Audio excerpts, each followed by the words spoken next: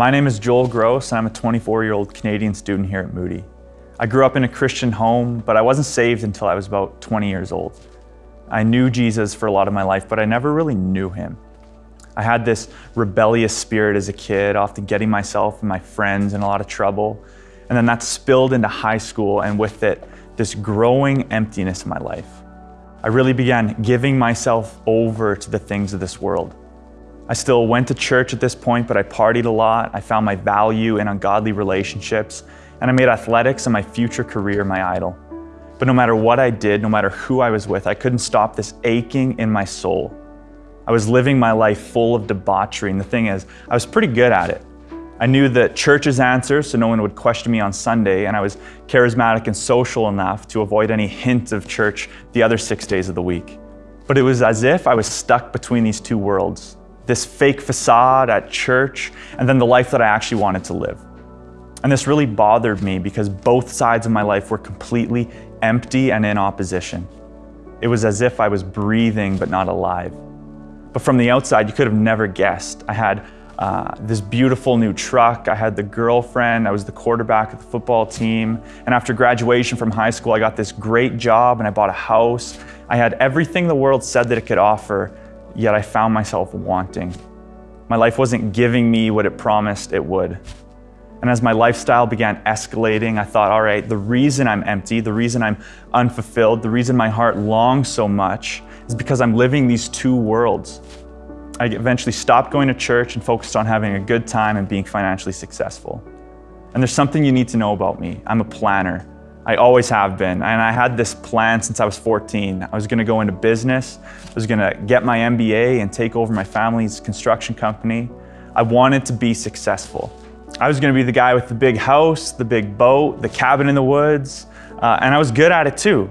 I can manage well, I can lead well. At work, I was running projects and overseeing people that were 3 times my age. But then I met Jesus, and he kind of laughed, and he's like, hey, that's cute, but here's what's gonna happen. You're gonna be a pastor.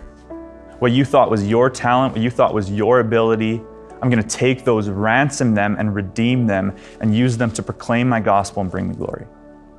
And he's like, you're not gonna be powerful, you're not gonna be wealthy, you're not gonna have your boat, but what I am gonna do is I'm gonna give you my spirit and you're gonna have more joy than you thought possible. And what happened was, a couple years after high school, I felt like I needed to get away from the town I grew up in. I always wanted to travel, and my parents had offered to help pay for that, provided that I did something Bible school related. So I applied to what I thought was the least Bible of the school options. It was this outdoor backpacking program in New Zealand called Cape and Ray. On my way to New Zealand, I literally said to myself on the plane, I will not come back a Christian. I did not want to go off to Bible school and come back like everyone else that I had known. They always come back weird and they were lifting their hands when they sing, and I just didn't want that to be me. I was gonna go, I was gonna have a good time, and then I was gonna come back and get back to the grind. But God had different plans for my life. In New Zealand, my natural passion and curiosity began being reoriented towards the things of God.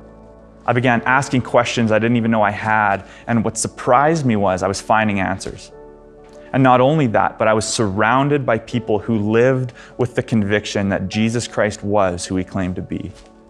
And that passion spread to me, and I came home with this zeal and this passion for the gospel, and I could not stop talking about Jesus.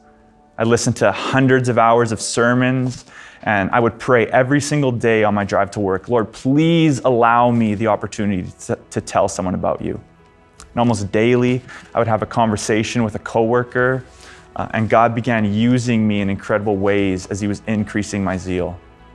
I was able to baptize and lead some of my friends that I used to party with back to Christ, and it was during this time that I felt the growing conviction that God wanted more from me.